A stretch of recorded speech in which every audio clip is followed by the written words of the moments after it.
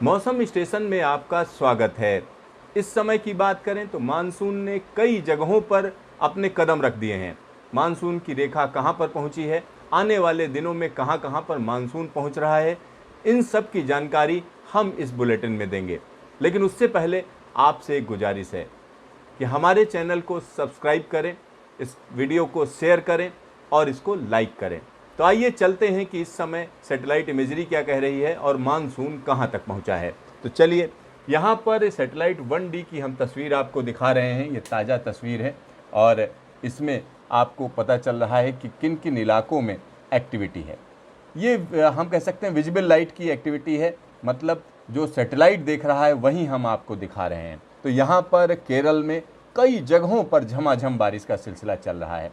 साथ ही साथ अगर हम कोंकण, गोवा, कर्नाटक की बात करें, महाराष्ट्र की बात करें तो वहाँ पर भी एक्टिविटी देखी जा रही है। साथ ही साथ मध्य प्रदेश के कई इलाकों में बादलों की धमाचौकड़ी जारी है और उत्तर प्रदेश का, हम कह सकते हैं पश्चिमी उत्तर प्रदेश का जो हिस्सा है, कानपुर से लेकर हम कह सकते हैं हरदोई, सीतापुर और बहराइच तक, लखीमपुर खीरी, पीलीभीत और बरेली के आसपास बादलों की एक्टिविटी है। साथ ही साथ राजस्थान को देखें तो यहाँ पर प्री मानसून एक्टिविटी बड़ी आसानी से देखी जा सकती है और बिहार के उत्तरी इलाके में भी एक्टिविटी जोरदार तरीके से बढ़ी हुई है।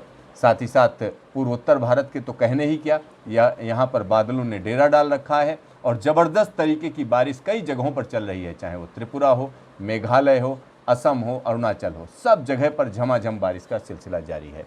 चलिए, अब आपको हम बताते हैं कि यहाँ पर मानसून कहाँ आगे बढ़ा है। अगर हम केरल की बात करें तो पिछले 24 से 48 घंटे से लगातार कई इलाकों में अच्छी बारिश देखी जा रही है। तो अभी केरल के साथ साथ कर्नाटक के कई इलाकों में भारी बारिश हुई है और ये सिलसिला गोवा और कोंकण तक पहुंच गया है। मौसम विभाग का कहना है कि अगले 24 घंटे काफ़ी फेवरेबल हैं मानसून के लिए। खास तौर पर कोंकण के इलाके में मानसून और तेज़ी से आगे बढ़ेगा। चलिए, इस समय की क्या स्थिति है वो हम आपको दिखाते हैं। मौसम विभाग ने आज कहां कहां पर मानसून डिक्लेयर किया, तो यहां ताज़ा बुलेटिन हम आपको दिखा रहे हैं कि क्या स्थिति है। तो ये देखिए, ये मानसून की रेखा है कि मानसून यहां तक पहुंच गया है और ये इलाका एक बड़ा इलाका है। देखिए किस तरीके से मानसून ने दस्तक दे दी है, यहाँ पर मानसून पहुँच चुका है। ये आज की स्थिति है।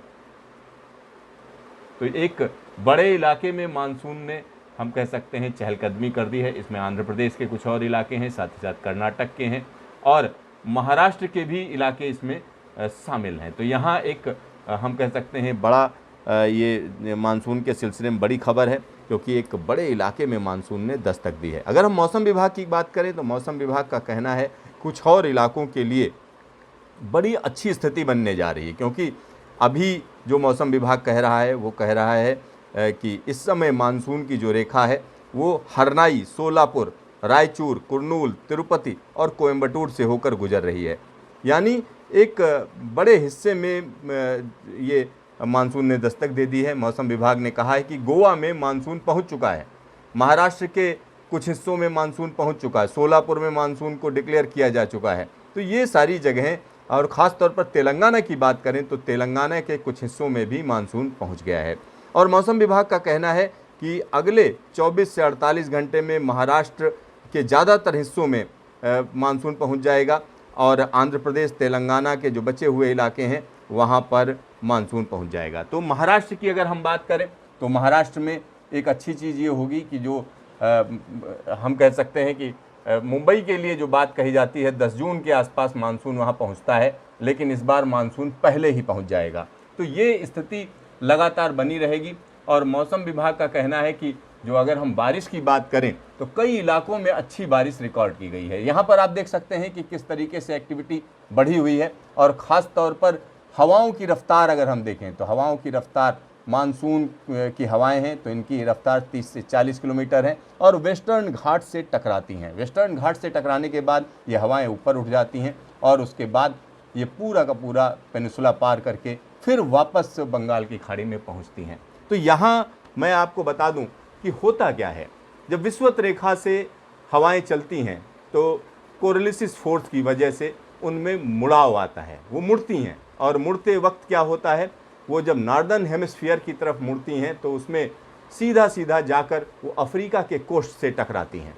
और मानसून की हवाओं की एक और खासियत होती है, खासियत ये होती है कि ये नीचे चलती हैं, यानी इनमें नमी होती है। ऐसा नहीं है कि बहुत ऊंचाई तक जाती हैं, ये 2 किलोमीटर की ऊंचाई तक ये हवाएं रहती हैं, 2 से 2.5 किलोमीटर की ऊंचाई तक ये नमी रहती है और सीधा जाकर सोमालिया कोस्ट से टकराती है।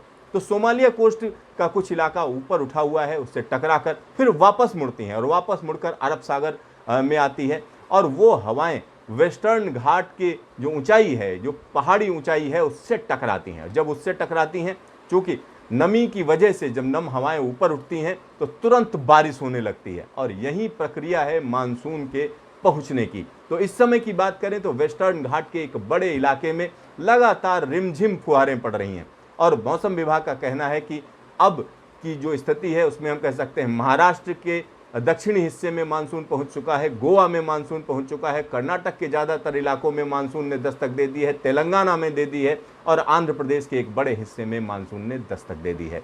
और ये स्थिति अगले 24 घंटे में और ज़्यादा बदलेगी, क्योंकि महाराष्ट्र के और भी इलाके, खासतौर पर मुंबई में मानसून दस्तक दे देगा।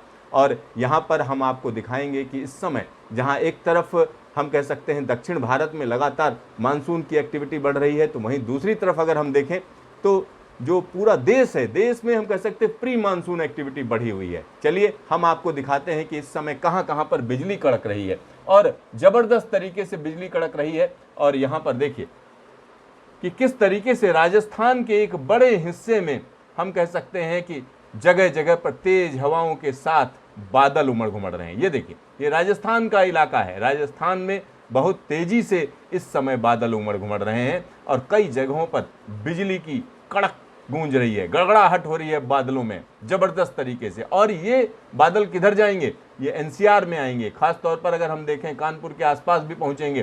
तो यहाँ पर दूसरी तरफ अगर आप देखें तो हम कह सकते हैं कि उत्तर प्रदेश और मध्य प्रदेश का जो बॉर्डर एरिया है वहाँ पर भी एक्टिविटी जबरदस्त तरीके से जारी है। और अगर हम बिहार की बात करें तो उत्तर बिहार में जोरदार एक्टिविटी है। तो यहाँ पर जहाँ जहाँ पर आपको ये लाल लाइट जलती, लाल और हरी जलती हुई दिखाई दे रही है, वहाँ पर इस समय बादल गड़गड़ा रहे हैं, जबरदस्त तरीके की गड़गड़ाहट हो रही है। तो ये स्थिति आगे भी जारी रहेगी, क्योंकि जैसे जैसे मानसून आगे बढ़ता है वैसे वैसे हम कह सकते हैं कि जब मानसून को मौसम का राजा कहते हैं, भारत के मौसम का राजा है मानसून। जब राजा आता है, राजा से आगे क्या होता है? जब कोई राजा चलता है या सेना चलती है, उसके आगे नगाड़े बजाए जाते हैं। तो वही स्थिति हम कह सकते हैं जब मानसून आने से पहले प्री मानसून की होती है, बादलों में गड़गड़ाहट शुरू हो जाती है, नगाड़े बजने शुरू हो जाते हैं। तो वो स्थिति हम कह सकते हैं कई इलाकों में है। और 10 तारीख के बाद मानसून एक बार फिर से जोर पकड़ेगा और अभी के जो मॉडल्स हैं वो कह रहे हैं 6 तारीख के बाद थोड़ा मानसून कमज़ोर पड़ेगा और उसके बाद जब दोबारा तेज़ी आएगी तो 10 जून के बाद आएगी, जिससे उत्तर पश्चिम भारत के कई इलाकों में मानसून दस्तक देगा। तो देखते रहिए मौसम स्टेशन, फिर मिलेंगे दोबारा।